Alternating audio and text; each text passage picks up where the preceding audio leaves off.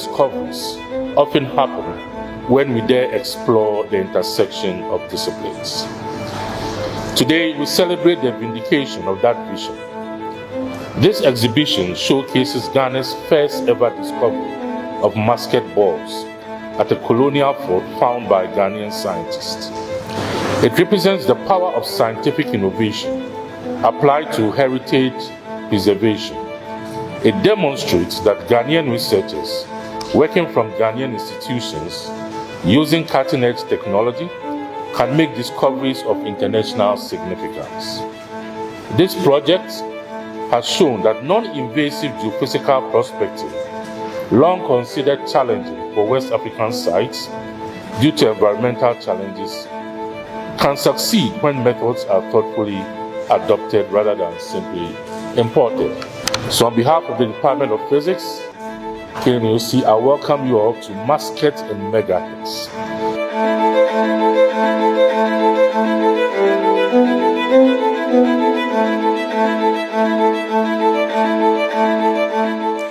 Ago, I didn't imagine applying geophysics to archaeology.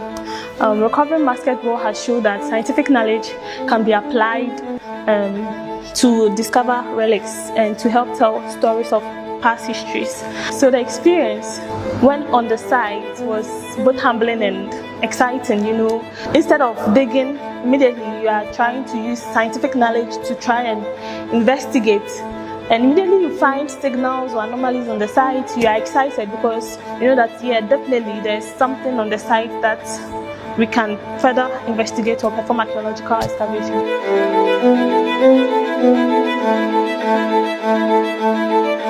Throughout my career with the Museums and Monuments Board, I had never set eyes on musket balls before, even though we had a few muskets in our storage.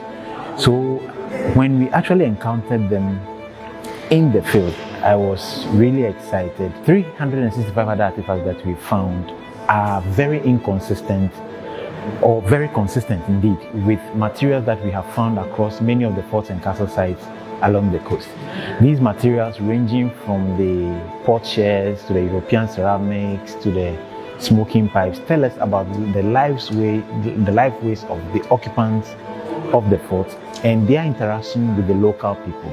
Indeed, to find the cairns that are used for grinding pepper and the local potsherds within that European establishment tells us that the Europeans were not just satisfactory in terms of subsistence in their own, but they also engaged and used local technology, local food, local cuisines to supplement whatever that they had. This time around, because we deployed the geophysics, it was very specific in directing or pointing us to exactly where we are likely to find cultural materials. And indeed, when we sank our units in there, we recovered cultural materials. This research has proven to us that indeed geophysics can work within our specific context. So I think it is timely, it is relevant, and this should be the way to go. We know geophysics has been used for archaeology in other parts of the world. The issue in West Africa generally is that because of our humidity, our lateritic soils, and the fact that generally we don't build with stone, we didn't build our ancestors or those who came before us didn't build with stone. It's difficult to detect those things in the soil because, of course, if they built with mud and the mud devolves back into the soil, you can't differentiate between the one that was there originally and then the one that came from building. But the thing is, as scientists, if you focus on a specific problem, you can look for the things that can help us identify the kind of things we want. Even though we had said we can find things, the question was, how many things can you find and how accurate will your methodology be? And once we quantified what we found and the anomalies in the subsurface, we realized that we had an 83.3% accuracy, which to me is very high because we compare that with other benchmarked, a few studies that had done quantitative accuracy tests. And this was way higher than any of them had ever been able to predict. We do a lot more archaeological studies around the country. Again, because you are partnering with the University of Ghana, the Ghana Museums and Monuments Board, and even the exhibition, now that we are partnering with the KNUST Museum and the Faculty of Arts, it means that we can do a lot more projects around the country. There are a lot of sites in Ghana that have not been investigated.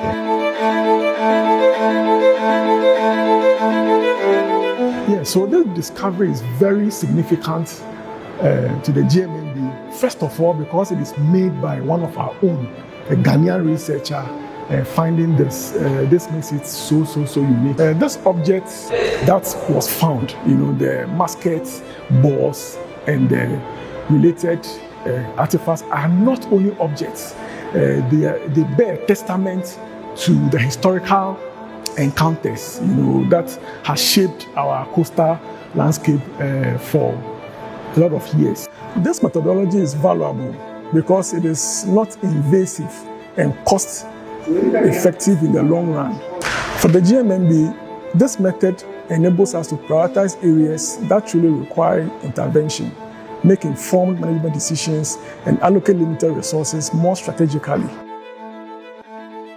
So the growing collaboration between the KNUST, GMMB, and other partner institutions, we hope that our sites will be better studied, with these advanced methods. With the collaborations, we need more collaborations. We need some governmental focus, in this direction, because we also know that heritage tourism is on the increase.